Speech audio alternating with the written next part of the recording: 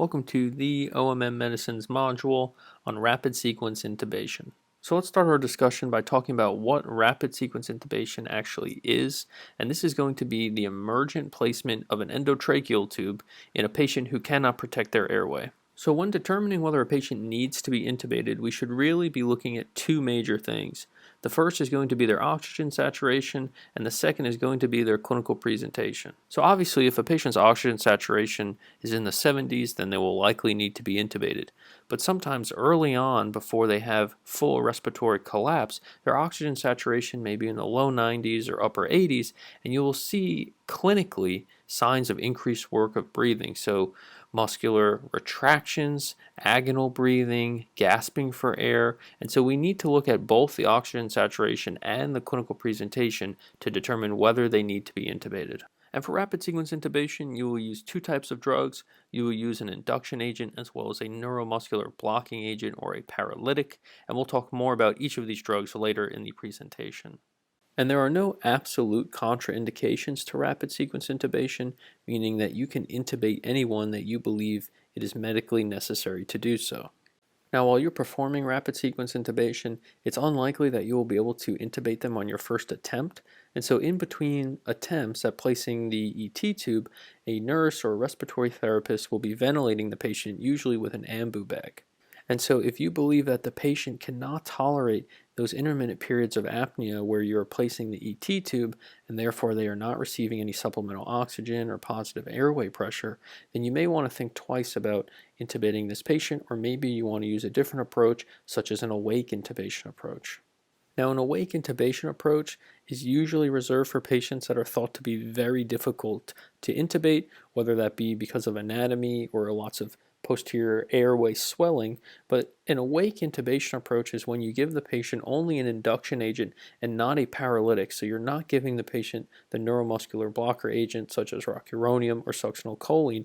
And the reason you do this is because it allows the patient to preserve any inherent respiratory drive they already have while you're evaluating the airway and taking a look to see what the anatomy is before having these periods of apnea while trying to place the ET tube.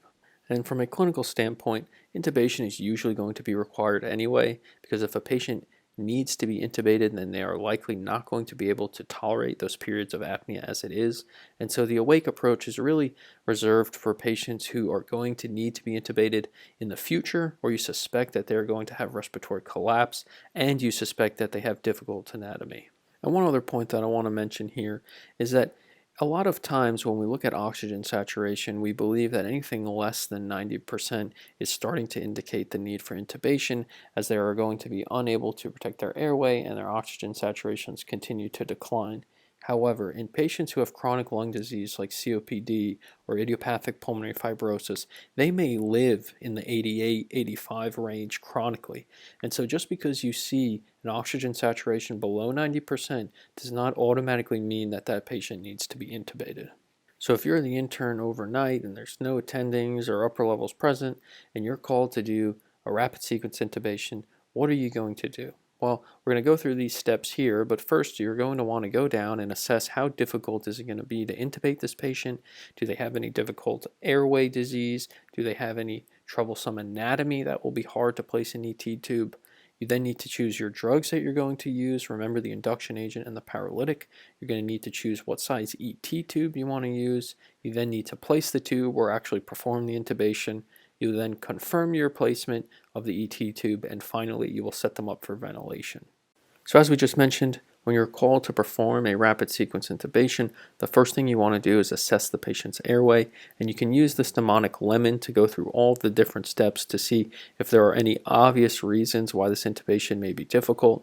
Now obviously you never know what you're going to see once you try to intubate the patient, but using this mnemonic will help you evaluate if there are any anticipated difficulties before placing the ET tube. So the L in lemon stands for looking externally, and so we want to assess the patient for obvious signs of trauma.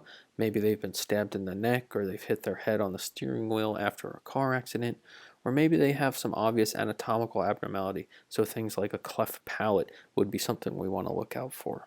The E stands for evaluation via the 3-3-2 rule, which we will talk about in just a second. The M stands for the Malapati score, which we will also talk about in the next couple of slides. The O stands for obstruction. So are there any signs of hematomas? Are there masses present? Or maybe they have anaphylaxis and their airway has started to close. And finally, N stands for neck mobility. So can we manipulate the patient's neck so we can have it in the most appropriate position to open up the airway? Remember, it's commonly called the sniffing position, where you either have the neck hang slightly off the table or maybe stick a towel under their neck so that you can extend their head backwards, and this way you can have a direct look at their airway.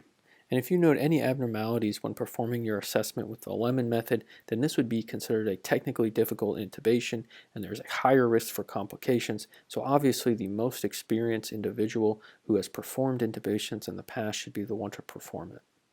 So let's talk about the 3-3-2 method, which is really a way to assess how difficult it will be to place the endotracheal tube. And it's called the 3-3-2 method because it's going to involve 3 fingers, and 2 fingers to assess some of the relevant anatomy. So the first step is to open the patient's mouth and see if you can fit 3 fingers in between their upper and lower jaw. And so this will allow you to evaluate how difficult it is going to be to access their airway or to just even get the mouth open to place your ET tube through. The next step is to place 3 fingers on the floor of the mandible, so this will be external to the mouth in that submandibular space. And again, the reason you do this is to evaluate how much space or access you have to that submandibular area. And the final step is to evaluate whether you can place 2 fingers superior to the thyroid cartilage, just above the superior thyroid notch, and where the neck and the mandible meet, so the corner of your neck, if you will.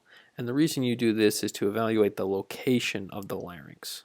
And this may be a little difficult to visualize, so let's take a look at a picture on the next slide. So here's a great picture depicting the 3-3-2 method.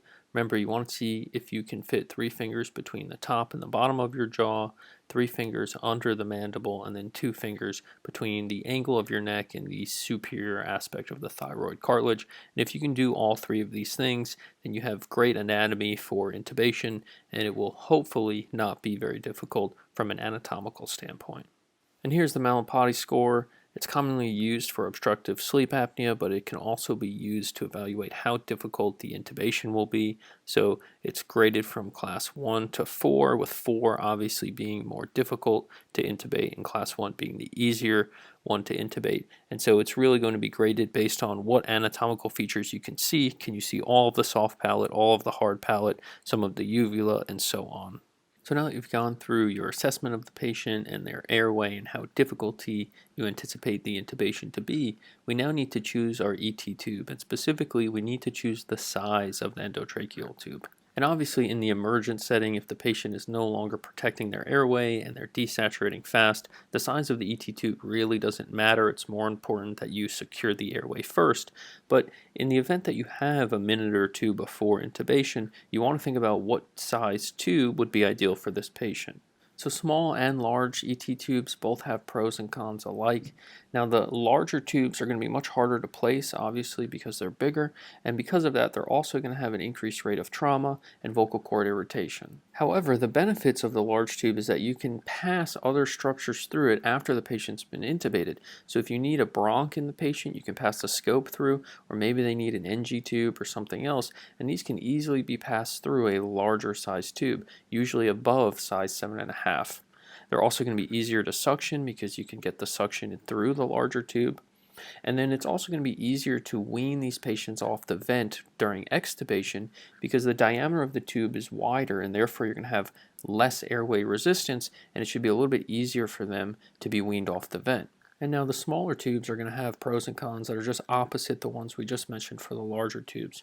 So the smaller tubes will be easier to place, they'll have less risk of trauma, less vocal cord irritation, but you won't be able to pass other structures through them like a bronchoscope, and they also may be a little bit more difficult to wean at extubation because you're going to have increased airway resistance due to a smaller diameter.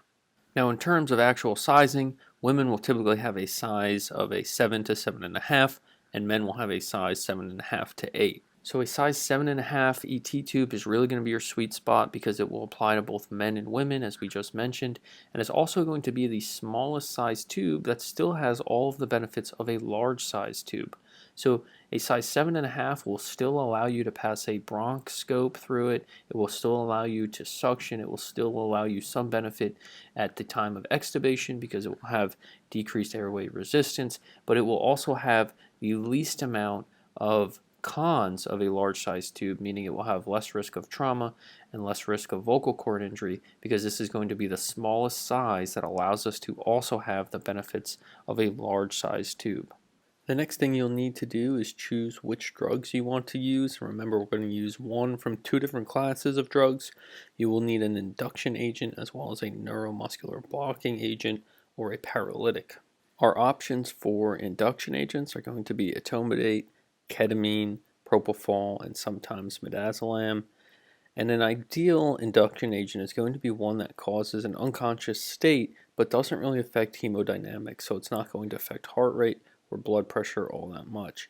And then our options for the paralytics are really going to be between two drugs, and those are going to be Succinylcholine and Rocuronium. So the first induction agent we'll talk about is Etomidate, and Etomidate is really going to be the best induction agent that you can use, and the reason for this is because it is described as being hemodynamically neutral, meaning that it will have little effect on heart rate and blood pressure, so you can use it in patients who are hypotensive or septic, and you don't have to worry about decreasing their blood pressure or their heart rate. In addition, you can also use this in patients who have intracranial pathology. So if you are suspicious that the patient may have a stroke or decreased cranial perfusion, you can also use Etomidate because it will not lower the blood pressure, and therefore you don't have to worry about worsening any perfusion deficits that they may already have.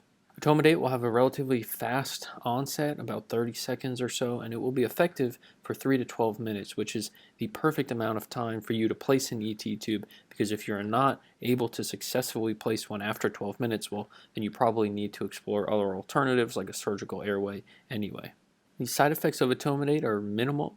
You can have myoclonic movements, you can have transient adrenal insufficiency, and both of these are going to be reversible, and they're not very common to begin with, so you don't really have to worry about a whole bunch of side effects.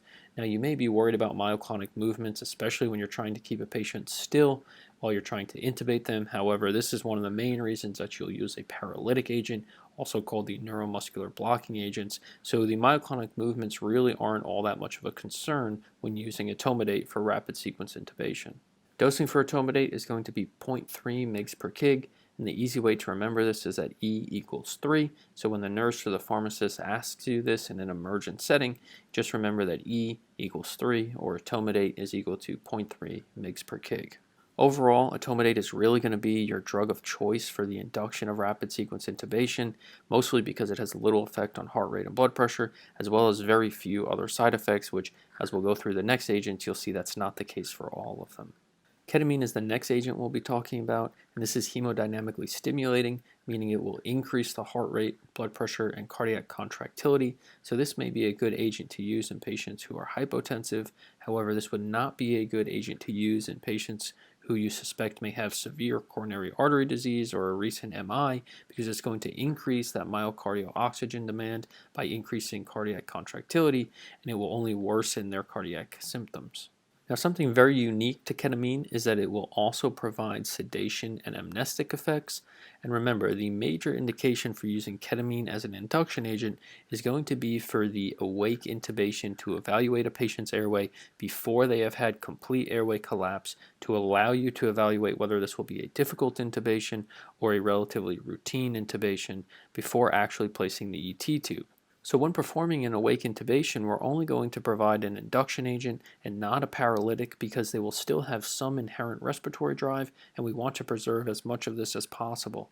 And so when you administer a paralytic agent, you're essentially going to remove any inherent respiratory drive that they have.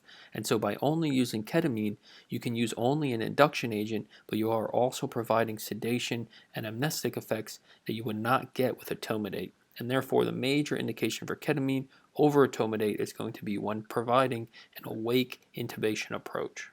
Now, ketamine is notorious for causing what is called emergent reactions, which are hallucinations or a vivid dream-like state, disorientation, really just a whole bunch of different hallucinations. And so, as we previously mentioned, you're going to want to avoid ketamine in patients who have ischemic heart disease, if they have a mean arterial pressure greater than 120 because ketamine will increase the heart rate and blood pressure if they have cerebral herniation, pulmonary artery hypertension, and right heart failure. And the reason for all of these is because remember that ketamine is hemodynamically stimulating, so it will only increase the heart rate, blood pressure, and contractility, which will worsen all of these conditions.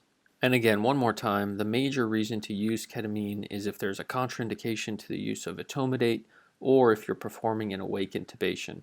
If you're not doing one of these two scenarios, then Etomidate is really going to be the preferred agent to use for induction in rapid sequence intubation. Propofol is another agent that can be used for induction, however, it's not really used for this purpose anymore since Etomidate has been so much more successful.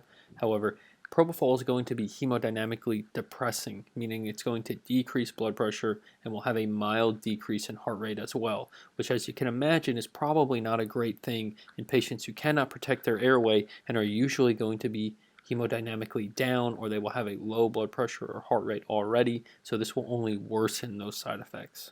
Propofol will also cause an elevated increase in triglycerides or lipase levels, and it can also cause green urine. There's really no clinical repercussions of this. However, if you see it in the patient's urine bag on the side of their bed, then don't be alarmed. It's simply a side effect of prolonged propofol use. Now, there are many reasons not to use propofol. However, one of the major ones is going to be a recent neurologic injury. So if a patient is already not perfusing their brain, like if they've had a stroke, for example, then using propofol will only decrease their blood pressure, which will decrease perfusion to the brain and will only worsen their side effects. The dosing for propofol for rapid sequence intubation is about 1.5 to 3 mg per kg. It has a relatively fast onset at 45 seconds, and it will last for about 5 to 10 minutes. Barbiturates are not really used anymore, especially for rapid sequence intubation, because they have a very bad side effect profile, and when you compare them to things like Etomidate, which have a minimal side effect profile, then there's really no benefit to using these drugs over something like Etomidate. And so be sure not to choose barbiturates as your answer when taking tests. Now that we've talked about our induction agents, let's talk about our neuromuscular blocking agents, which I will refer to as paralytics from now on, and we'll start with succinylcholine.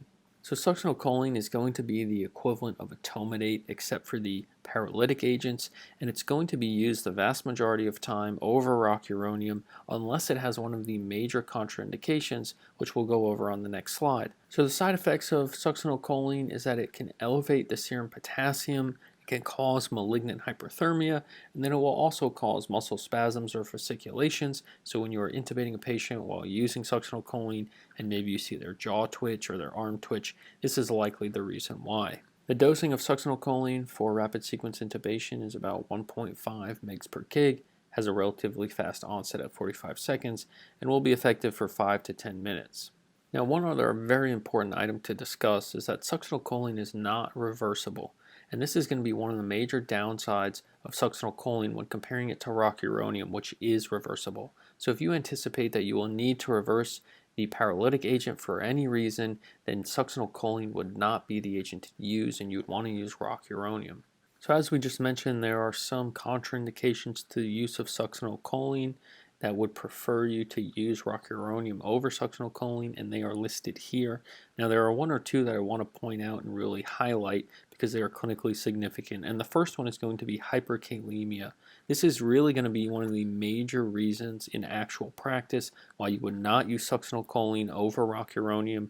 And so if a patient has hyperkalemia, remember that succinylcholine will also cause an increase in serum potassium, and so it will only worsen that hyperkalemia, and therefore hyperkalemia is going to be one of the major contraindications to the use of succinylcholine. The other contraindication I want to point out is a history of malignant hyperthermia. This is a history in either the patient or a family member of the patient. And so sometimes this will come up on board exams where they will tell you that the patient's brother or father or sister has had a history of malignant hyperthermia. And even though it is not the patient themselves, that is a contraindication to the use of succinylcholine. The other major paralytic agent that is used is Rocuronium.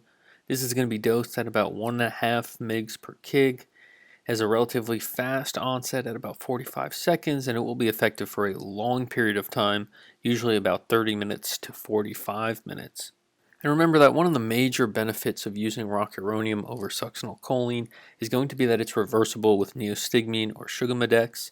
And neostigmine is a acetylcholinesterase inhibitor, so by inhibiting this enzyme, you'll have more acetylcholine working in the neuromuscular junction, and this is going to cause the muscles to be stimulated, and therefore it's going to reverse all the effects of Rocuronium. And Succinylcholine is going to work by binding directly to Rocuronium and preventing it from binding to its receptor, so this is going to be more of a direct inhibitor, whereas neostigmine is more of a downstream inhibitor. And there are two drugs similar to Rocuronium. These are Vecuronium and Pancuronium. Both of these are not really used for rapid sequence intubation. Vecuronium is not used because it has a delayed onset of action. It will usually take about 2 or so minutes before the effects are seen. And so obviously we don't want the patient to have to go without an airway or without the ability to breathe for 2 minutes before we can intubate them. And Pancuronium is not indicated for rapid sequence intubation at all. It can cause some severe tachycardia as well as excessive histamine release, which has a nasty side effect profile. So now that we've assessed our patient before intubation, we've chosen our drugs, and we've chosen the right size ET tube, we now need to actually place the tube.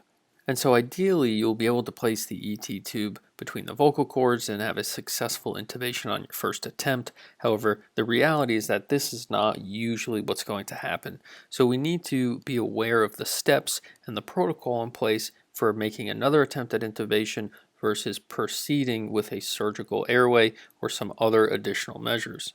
So if you are not able to successfully intubate the patient on your first attempt, you will then have either the nurse or the respiratory therapist oxygenate the patient, usually with an ambu bag, and if the oxygen saturation remains above 90 to 92%, then you can make another attempt at placing the ET tube. However, if you are unsuccessful in placing the ET tube on your first try, and the nurse or respiratory therapist is unable to oxygenate the patient well enough that their saturation is above 90 to 92%, then we need to explore other options.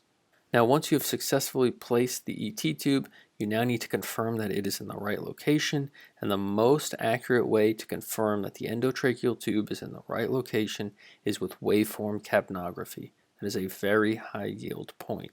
Now, in clinical practice, a chest x-ray is going to be obtained in almost everyone who has been intubated, and therefore it's very important to know where the ideal location of the tube should be on a plain film, and that is going to be 5 centimeters plus or minus 2 centimeters above the carina, so anywhere from 7 centimeters to 3 centimeters above the carina. And I want to point out that seeing the ET tube go through the vocal cords is not sufficient to confirm that it is in the right place. And the reason for this is because patients move around a lot, and that can move the ET tube either superiorly or inferiorly. And in addition, it does not indicate that the balloon at the end of the ET tube is in the proper place or has been inflated properly. And therefore, just visualizing that the ET tube has gone through the vocal cords and you believe it to be in the right place is not going to be superior to waveform capnography. And the two most common errors in placing an ET tube is an esophageal intubation and a right mainstem bronchus intubation.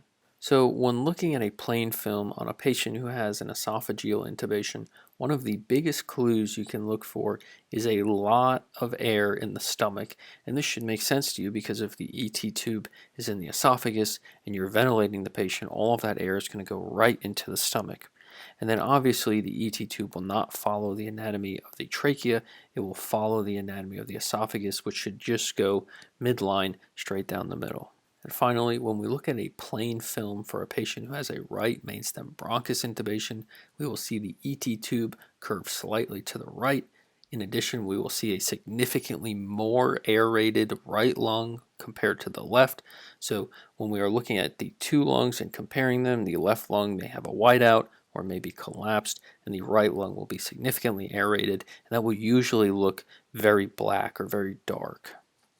And that brings us to the end of this module on rapid sequence intubation.